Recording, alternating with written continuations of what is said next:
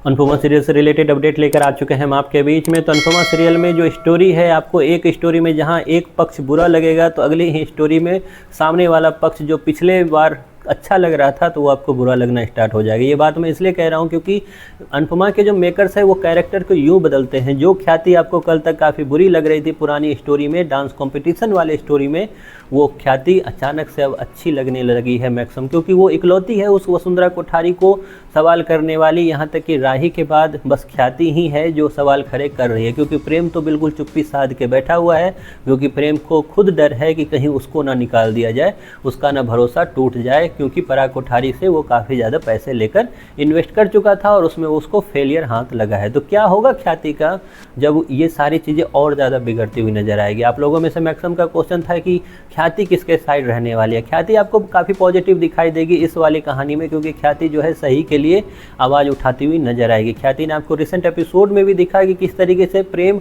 और जहाँ तक प्रेम और राही ने उतना कुछ नहीं बोला, या यूँ बोलो कि राही ने तो बोलना स्टार्ट किया लेकिन प्रेम ने हाथ पकड़कर उसको शांत कराने का काम किया।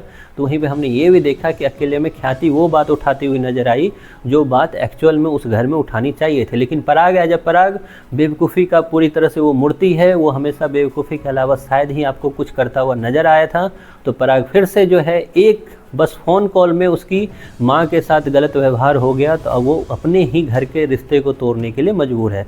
तो वहीं पे हमने दूसरी तरफ अनिल का भी सेम स्वभाव देखा जब वो मीता को समझा रहा था। लेकिन कहीं ना कहीं ये स्टोरी जिस तरफ जा रही है उसमें आपको जहाँ पे प्रेम, राजा, अंश, परी पहले हो चुकी है, उसके बाद अनिल, तो उसके बाद ख्याति भी। जी हाँ, बहुत जल्द आपको दिखेगा ये सारे मेंबर जिनका नाम मैंने अभी गिनाया आपको, ये सब एक एक करके ही सही, अलग अलग मेथड से ही सही, लेकिन कोठारी परिवार छोड़ेंगे। और छोड़ने के बाद होगा ये कि प्रेम और जो अब तक अनिल जो राइट और लेफ्ट हैंड हुआ करता था पराग का, जैसे ही वो निकलेगा उसके बाद गौतम के लिए रास्ता बिल्कुल साफ है और उसके बाद वो अटैक करना स्टार्ट करेगा, क्योंकि तब तक उसने कोठारी परिवार में उतनी बड़ी घाल-मेल कर चुका होगा वो जितना बड़ा वो प्लानिंग कर रहा है। तो खैर यही स्टोरी का एक तरह से एंडिंग है कि किस तरीके से इस स्टोरी में बिजनेस वर्सेस बिजनेस होने वाला है और इस बिजनेस में कहीं ना कहीं जोर की पटकनी जो है वो गौतम आपको देता हुआ नजर आएगा। किसे? तो कोठारी परिवार को। वो वसुंधरा कोठारी जो अभी आंख बंद करके ऐसी ऐसी बातें बोल रही है, राही को ऐसी बातें बोल रही है,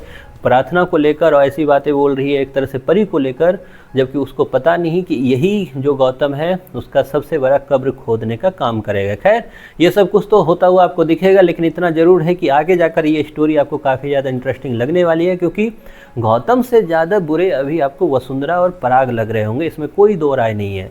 क्योंकि अगर गौतम कल भी ऐसा था आज भी ऐसा है तो उसमें तो कुछ बदलाव नहीं आया, लेकिन पराग तो कल अच्छा बन रहा था तो आज इतना बुरा क्यों बन गया। तो ये सारी चीज़ें हैं जो आपको कहीं ना कहीं सोचने को मजबूर करेगी कि बदलाव किधर होना चाहिए। तो ये सब कुछ आपको दिखेगा आगे जाकर स्टोरी में। आप कितने एक्साइटेड हो इस चीज़ को लेकर, आपकी जो भी राय है कमेंट बॉक्स में ज़रूर बताएं।